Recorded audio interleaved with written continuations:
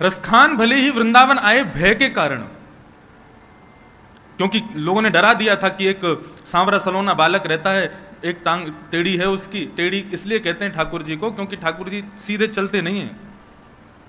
चाल टेढ़ी सी चले वाम मोती लटकन।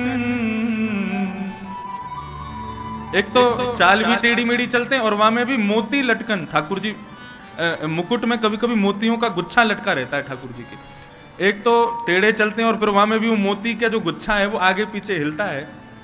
चाल टेढ़ी सी चले वाम मोती लटकन,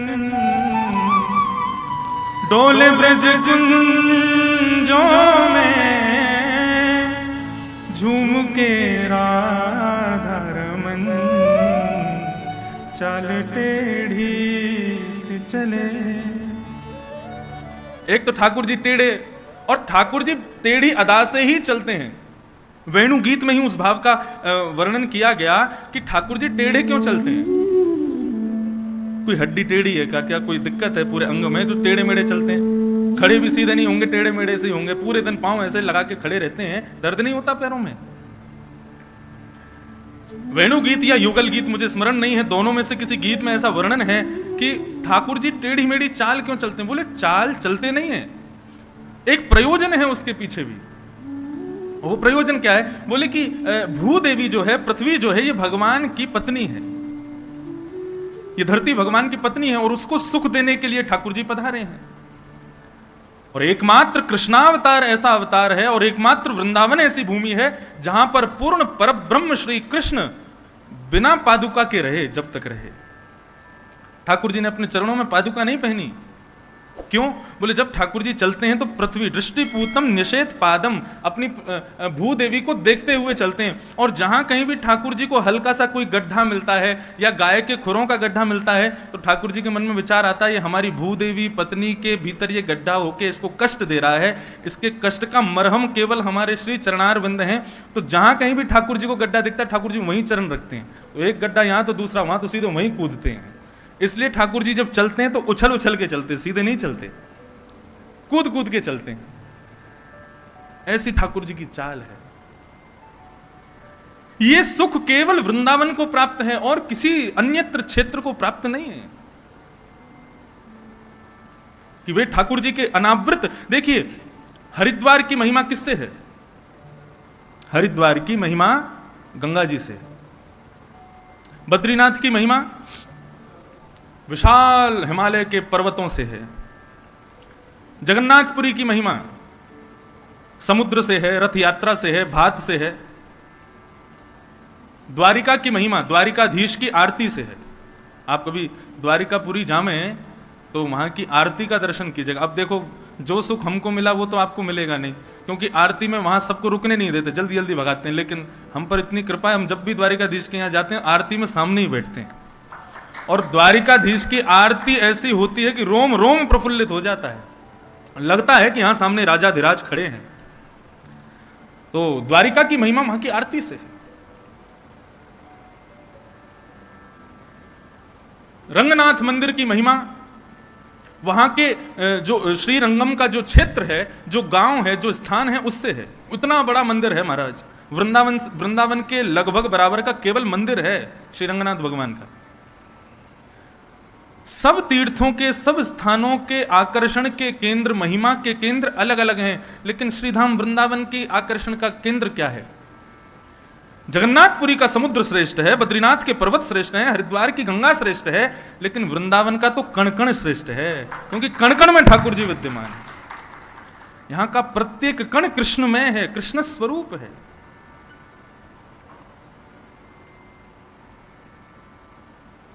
ऐसा श्रीधाम वृंदावन। और उस वृंदावन की ठाकुर जी की लीलाओं का हम लोग दर्शन कर रहे हैं, श्रवण कर रहे हैं। भगवान अब 6 वर्ष के हो गए। लाल जी की उम्र 6 वर्ष की हो गई। धीरे धीरे ठाकुर जी बड़े होते जा रहे हैं, वैसे वैसे लीलाएं ठाकुर जी की बढ़ती जा रही हैं। अब ठाकुर जी धीरे धीरे बछड़ा बछियाओं के संग संग गायों को भी चराने जाते हैं। और गाय चरा करके जब लौटते हैं तो ठाकुर जी का जो रूप माधुरी है उसका वर्णन श्री शुकाचार्य जी कर रहे हैं। ग्रीष्म ऋतु का समय है, ठाकुर जी गैया चरा करके लौट रहे हैं, प्रश्वेत के पसीने के बिंदु ठाकुर जी के अलकावलियों पर, ठाकुर जी के मुखमंडल पर आ रहे हैं। ठाकुर जी के मुख पर आने वाले प्रश्वेत के बिंदुओं को देख करके गाय मचल जाती है और मचल करके ठाकुर जी का श्रृंगार करने का भाव गाय के मन में उत्पन्न होता है। तो गाय क्या करती है, ठाकुर जी के आगे पीछे जोर जोर से कूदना शुरू करती है। उसके कारण से क्या होता है, गाय के चरणों से उड़ने वाली जो धूल है वो ठाकुर जी के प्रश्वेत के बिंदुओं से जाकर के चिपक जाती है और ठाकुर जी की मंगलमयी अलकावली, उनके मध्य में ठाकुर जी की पत्रावलियों का निर्माण हो जाता है। तम गोर जच्छुरित कुंतल बदवरः वन्य प्रसून रुचिरे क्षण चारुहासं वेणुं मनुगैरनुगीत कीर्ति गोप्यो दृदीक्षत दृशो व्यगमन समेता।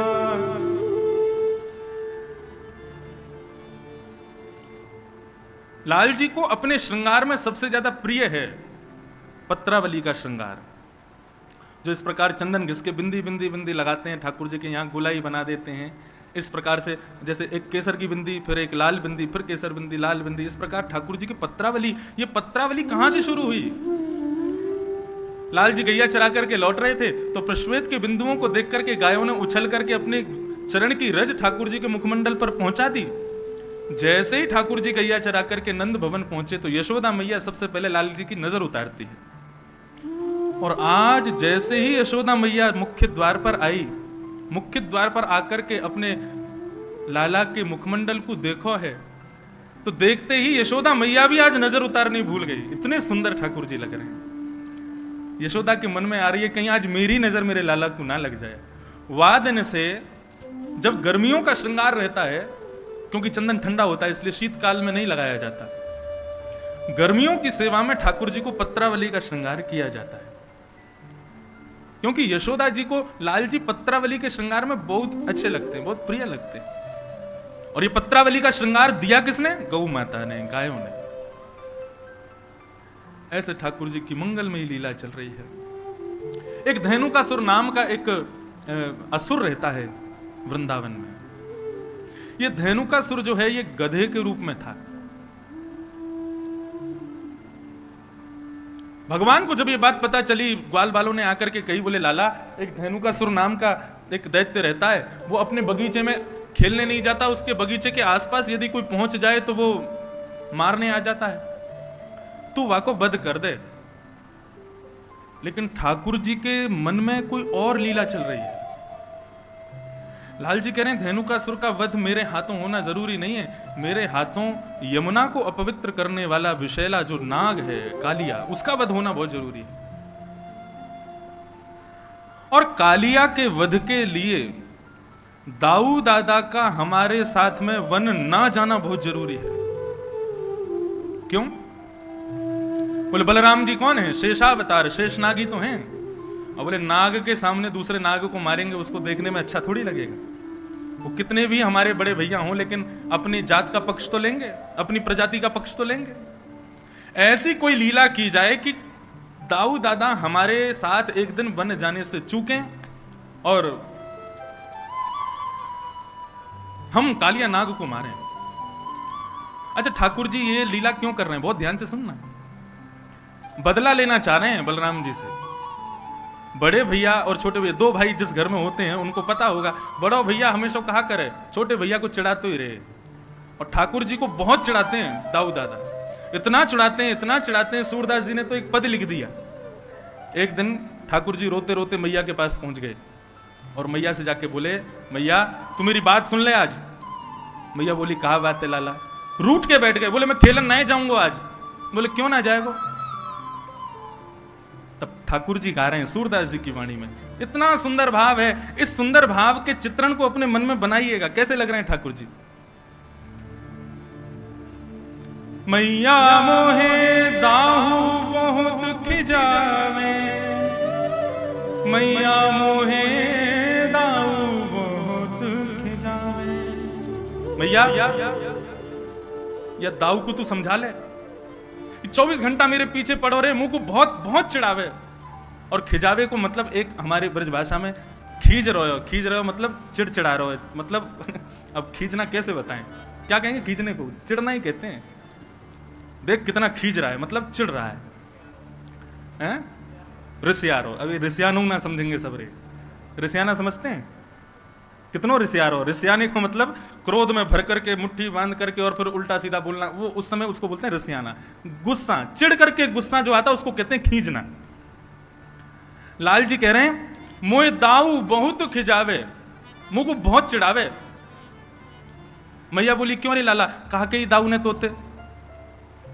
तब लाल जी कह रहे हैं मुंह सो कहत मोल को लीनो, मुंह सो कहत मोल को लीनो, तू जसमत कब जाए मैया मोहे दाऊ बहुत खिजावे। क्या कहे दाऊ? कहा कहे तोते? बोले मोसो कहत मोल को लीनो, मोते के लाला तो हम आधी रोटी पे लेके आए, कहीं ते तू यशोदा को थोड़ा ही है, तू यशोदा को लाला ना है तो को तुम आधी रोटी पे ले आए, कहीं ते मांग लाए हम। यशोदा मैया बोली अरे लाला तू दाऊ की बातन पे विश्वास क्यों करे? वो तो ऐसे ही बोलता रे। बोले मुंह को विश्वास करना पड़े। बोले क्यों? बोले दाऊ अगली बात कहा कहवे,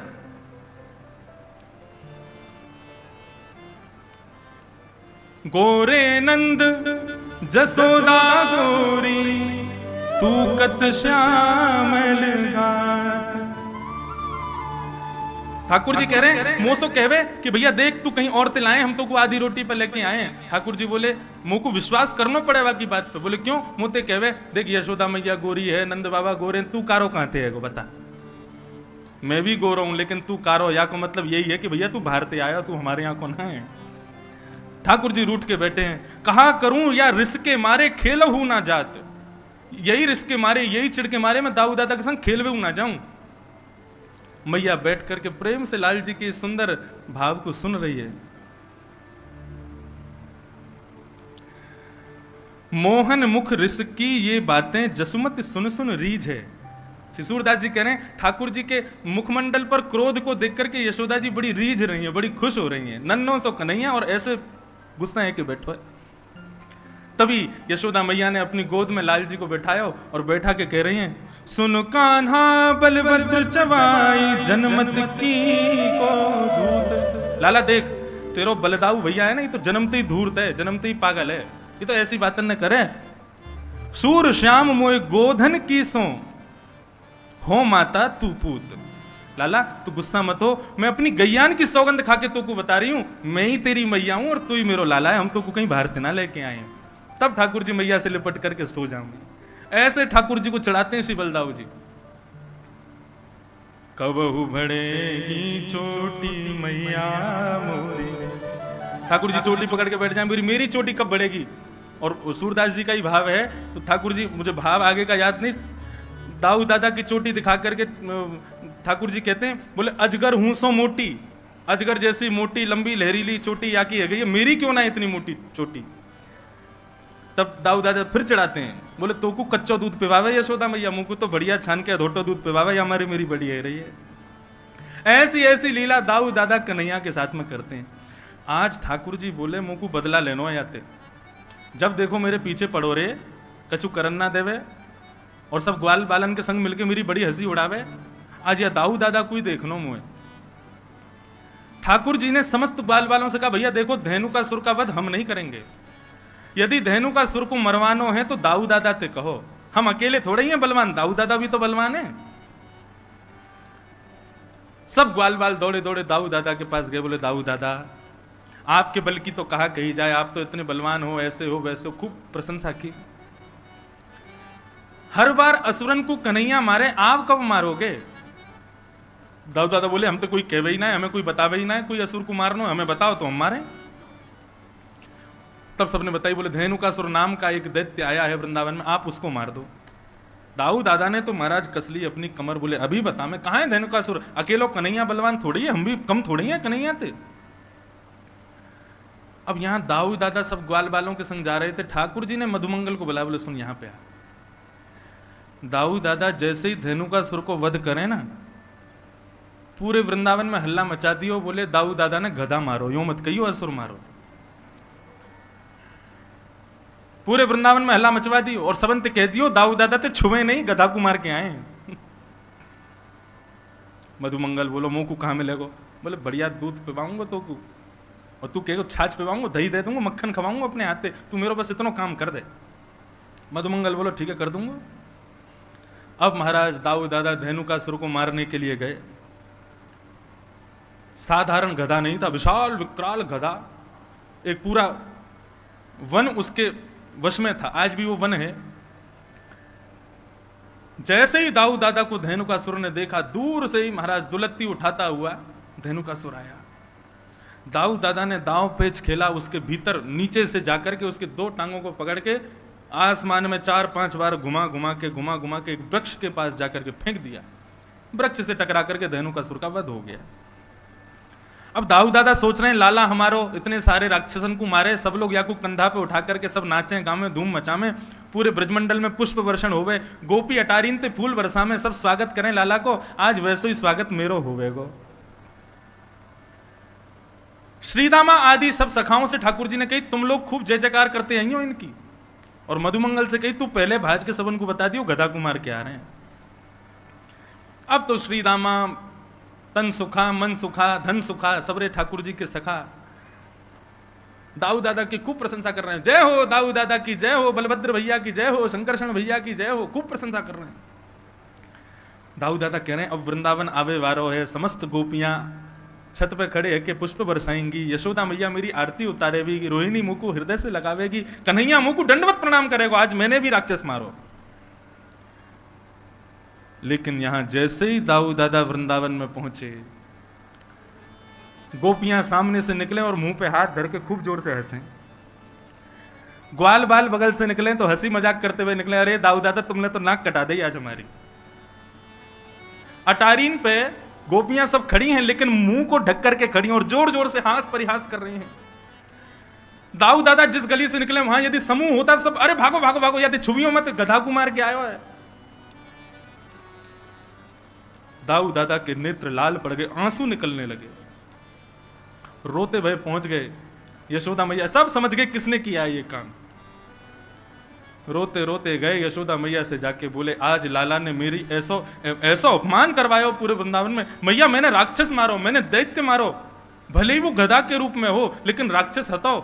और कन्हैया ने पूरे वृंदावन में झूठी खबर फैला दी कि मैंने गधा मारो है। दोनों भैयान में हाथापाई हेन लगी, दोनों लड़न लगे। यशोदा मैया आई, दोनों के बीच बचाव कियो, दूर दूर किए। बोले कहा करना चाहो आज बता दो। दाऊ दादा बोले मैं बड़ा हूं, मैं पहले बोलूंगा। बोले बोल। बोले आज के बाद कन्हैया के संग में खेलवे नहीं जाऊंगा वन में। ठाकुर जी तुरंत चरणों में गिर गए। जय। अरे दाऊ दादा ऐसे मत करो, आपके बिना तो मैं कैसे खेलूंगा, आपके बिना कैसे जाऊंगा, आपके बिना मेरा मन कैसे लगेगा, मेरा ख्याल कौन रखेगो, मुकुमा वन में भोजन कौन करावेगो। दाऊ दादा बोले अब तो को पता चलेगी, अब अकेले हो जा, मैं ना जाऊंगा तेरे संग, मैं अपनी दूसरी मित्र मंडली बनाऊंगा, वाके संग रहूंगा, तू अपनी मित्र मंडली के संग जा।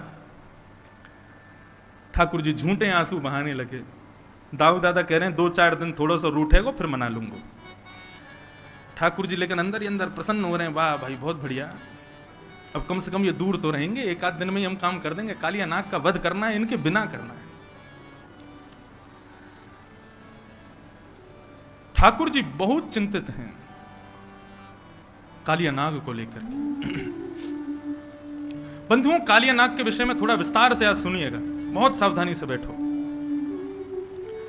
कालिया नाग के विषय में श्रीमद् भागवत में वर्णन है, उसका विष सामान्य नहीं था, कालिया नाग का विष साधारण नहीं था। ऐसा कहते हैं कि कालिया नाग जिस क्षेत्र में रहता था तो करीब 200 गज यमुना जी का क्षेत्रफल कालिया नाग ने अपने विष से विषैला किया हुआ था।